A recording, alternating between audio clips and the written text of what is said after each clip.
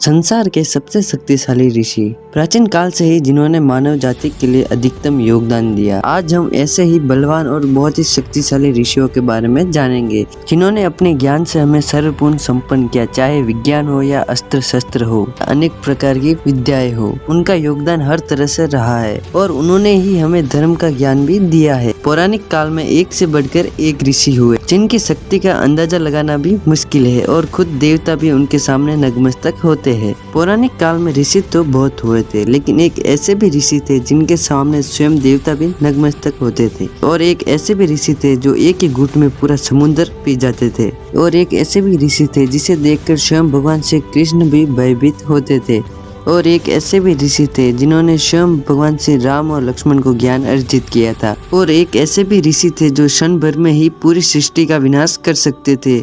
सबके पास एक से बढ़कर एक विद्याएं थी और सभी बलवान, तेजस्वी और लेकिन सब में से एक सर्वश्रेष्ठ ही होता है। तो वो कौन थे सर्वश्रेष्ठ ऋषि, जानते हैं? आइए जानते हैं कितने शक्तिशाली थे ये सब महान ऋषि।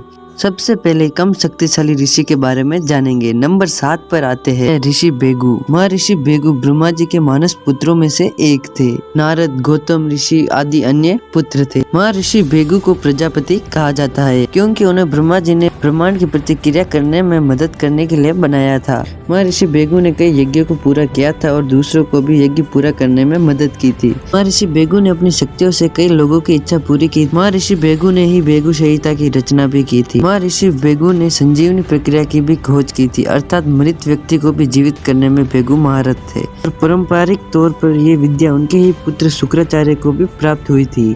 नंबर 6 पर आते हैं ऋषि दुर्वासा। अत्यंत क्रोधी ऋषि दुर्वासा सनातन धर्म के सभी संतों में से एक है। वे ना होते तो महाभारत कभी ना होती, क्योंकि उन्होंने ही कुंती को पुत्र प्राप्ति का वरदान मंत्र सहित दिया था। वे अनसुया और अत्रि के पुत्र थे और स्वभाव में बहुत ही क्रोधित थे। पुराणों के अनुसार भगवान शिव के अंश से दुर्वासा ऋषि का जन्म हुआ और भगवान शंकर के रौद्र रूप से महर्षि दुर्वासा प्रकट हुआ। इसीलिए उनका रूप अति रौद्र था, इसलिए वह इतने क्रोधित रहते थे। भगवान शंकर को प्रसन्न करना तो फिर भी आसान है, लेकिन दुर्वासा ऋषि को प्रसन्न करना बहुत ही कठिन है और जल्दी क्रोधित हो जाने के कारण उन्होंने कई लोगों को श्राप दे डाला था, जिसकी वजह से कितने लोगों का जीवन बर्बाद हो गया। वे देवों और मनुष्य में समान रूप से आदरणीय थे। नंबर 5 पर आते हैं ऋषि भरद्वाज। अथर्ववेद में ऋषि भरद्वाज के 23 मंत्र मिलते हैं। वैदिक ऋषियों में भरद्वाज का अधिक उच्च स्थान है। भरद्वाज ऋषि ने ही रामायण काल में भगवान शिव से भी भेंट की थी। भरद्वाज ऋषि ऐसे एक महान वैज्ञानिक थे जिनका जीवन तो अति साधारण था, लेकिन लोग उपकारक की एक महान दृष्टि थी। ऋषि भरद्वाज आयुर्वेद में वह बहुत ही ज्यादा निपुण थे। नंबर 4 पर आते हैं ऋषि कश्यप। ऋषि कश्यप ब्रह्मा जी के मानस पुत्र मरीच जी के पुत्र थे। ऋषि कश्यप महर्षियों में श्रेष्ठ माने जाते थे। महर्षि कश्यप का आश्रम मेरु पर्वत के शिखर पर था। यहाँ वे परमात्मा के ध्यान में मग्न रहते थे। उनकी कुल क्षत्रिय पत्नी थी, जिसमें से 13 तो 10 प्रजाति की ही पुत्रियां थी। भगवान विष्णु ने अपना 5वां अवतार ऋषि कश्यप और उनकी पत्नी आदिति के पुत्र के रूप में ही जन्म लिया था। कश्यप संहिता इन्होंने ही लिखी थी, जिसमें समस्त आयुर्वेद का ज्ञान है। नंबर 3 पर आते हैं ऋषि वशिष्ठ। ऋषि वशिष्ठ महान तेजस्वी, तपस्वी और मंत्र विज्ञान के ज्ञानी थे। वह ब्रह्मा ऋषियों में से एक थे। वह देवों और सूर्य वंशियों के गुरु थे। ऋषि वशिष्ठ तेजस्वी और तपस्वी थे। यह भगवान श्री राम के कुल गुरु भी माने जाते हैं। श्री राम वनवास से लौटने के बाद इनके द्वारा ही उनका राज्य अभिषेक हुआ और राम राज्य की स्थापना संभव हो सकी। नंबर 2 पर आते हैं ऋषि अगस्त्य। अगस्त्य ऋषि को एक प्राचीन वैद्य ऋषि माना गया है। यह वशिष्ठ ऋषि के बड़े भाई थे। ऋषि अगस्त्य को सप्त ऋषियों में से एक माना जाता है। देवताओं के अनुरोध पर उन्होंने काशी छोड़कर दक्षिण की यात्रा की। बाद में वही बस के वेदों में उनका वर्णन आया है। एक बार समुद्र के राक्षसों से डरकर देवता लोग इनके पास आया था और अपनी परेशानी बताई थी। तब वह उन राक्षसों को बाहर निकालने के लिए वह एक ही घूंट में सारा समुद्र का पानी पी गए थे और उन राक्षसों का अंत किया था। इस तरीके का कार्य महर्षि अगस्त्य अपने मंत्रों से ही कर देते थे और लोगों का भला करते थे। भगवान श्री राम वन गमन के पहले इनके आश्रम में पधारे थे। भगवान श्री राम अगस्त्य ऋषि को बहुत मानते थे, तब उनके आश्रम में गए थे तो अगस्त्य ऋषि ने भगवान विष्णु का धनुष राम को दिया था।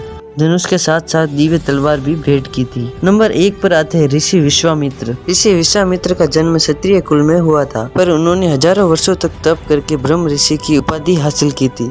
एक बार विश्वामित्र एक क्षत्रिय राजा थे। ऋषि वशिष्ठ की गाय ले जानी चाहिए, पर ऋषि वशिष्ठ ने उन सभी को पराजित करके वहां से जाने पर मजबूर कर दिया और अपनी गाय भी नहीं दी थी। विश्वामित्र जी ने अपनी घोर तपस्या से भगवान शिव और ब्रह्मा जी से बहुत सारे अस्त्रों का ज्ञान भी प्राप्त किया था और वह ऋषि वशिष्ठ से बदला लेने के लिए पहुंचे और उन्होंने सारे अस्त्रों का आह्वान किया था। लेकिन ऋषि वशिष्ठ ने अपने ब्रह्मदंड के माध्यम से सभी ऊर्जा को एकत्रित किया और उसी ऊर्जा ने सभी दिव्य अस्त्रों को निगल लिया था और फिर से पराजित होने के कारण विश्वामित्र जी ने पुनः एक घोर तपस्या करना आरंभ कर दिया था और उन्होंने तप किया और उसके फलस्वरूप वह एक ब्रह्म ऋषि बनने में सफल रहे। और गायत्री मंत्र के रचयिता भी स्वयं विश्वामित्र जी ही है और विश्वामित्र जी ने ही भगवान श्री राम और लक्ष्मण को कई दिव्य विद्या और सारे अस्त्र शस्त्र को ज्ञान भी दिया था। इसीलिए विश्वामित्र जी के तपोबल, शारीरिक बल और उनके अस्त्र शस्त्रों के बलों का कोई भी हिसाब नहीं है। इसीलिए पुराणों में सबसे शक्तिशाली तो इन्हें ही माना जाता है। आज के लिए बस इतना ही। आपको हमारा वीडियो पसंद आया हो तो प्लीज़ लाइक, शेयर, सब्सक्राइब जरूर करें। तो दोस्तों मिलते हैं अगले वीडियो में, तब तक के लिए जय हिंद, जय भारत। और इस वीडियो को एक लाइक करके हमारे चैनल को सब्सक्राइब अवश्य करें। प्लीज़ दोस्तों सब्सक्राइब जरूर करें।